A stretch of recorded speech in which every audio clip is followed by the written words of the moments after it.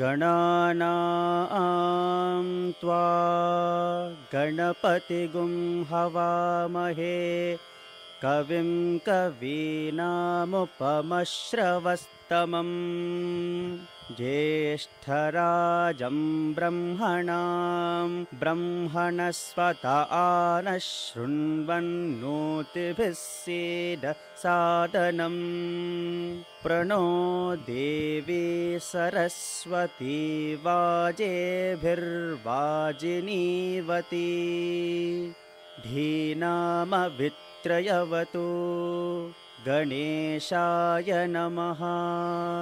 सरस्वत्यै नमः श्रीगुरुभ्यो नमः हरिः ॐ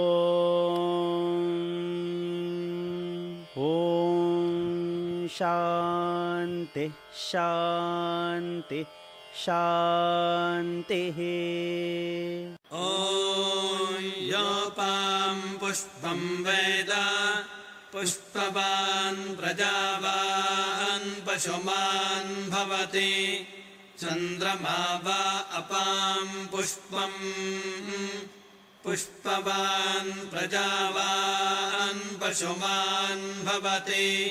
य एवं वेद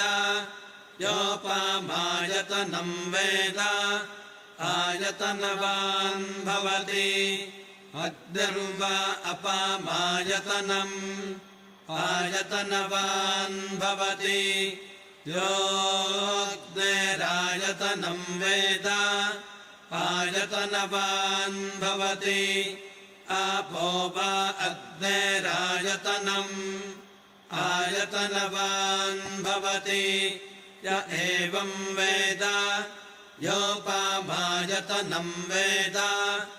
आयतनवान् भवति वायुर्वा अपामायतनम् आयतनवान् भवति यो वायोरायतनं वेद आयतनवान् भवति आपो वै वायोरायतनम् आयतनवान् भवति य एवं वेद योपामायतनं वेद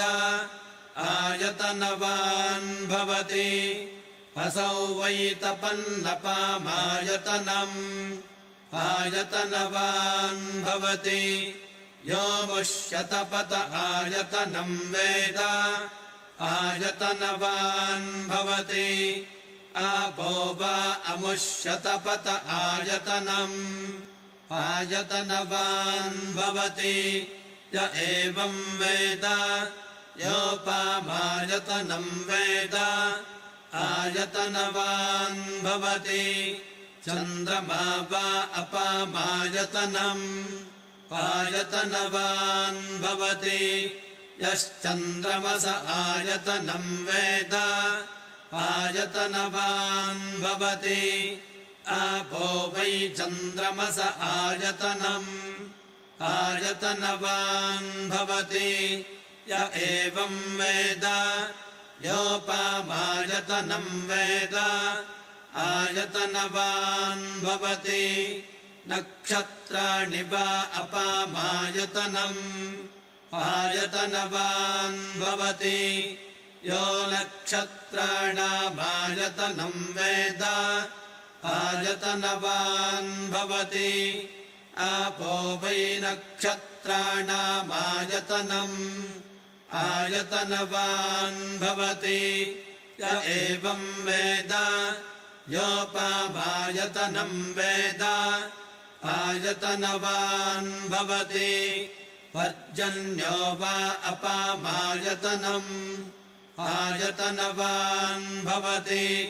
यः पर्जन्यस्यायतनं वेद आयतनवान् भवति आपो वै पर्जन्यस्यायतनम् आयतनवान् भवति य एवं वेद योपामायतनं वेद आयतनवान् भवति संवत्सरो वा अपामायतनम् आयतनवान् भवति यः संवत्सरस्यायतनं वेद आयतनवान् भवति आपो वै संवत्सरस्यायतनम् आयतनवान् भवति य एवं वेद योऽप्सुनावं प्रतिष्ठितां वेद तत्येव तिष्ठति राजाधिराजाय प्रसह्य साहिने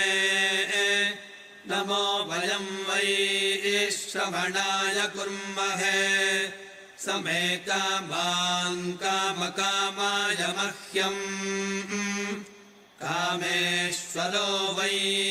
श्रवणो ददातु कुबेराय वै श्रवणाय महाराजाय नमः।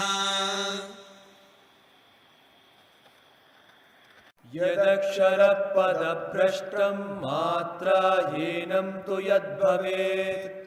तत्सर्वं क्षम्यतां देवा नारायण नमोऽस्तु ते।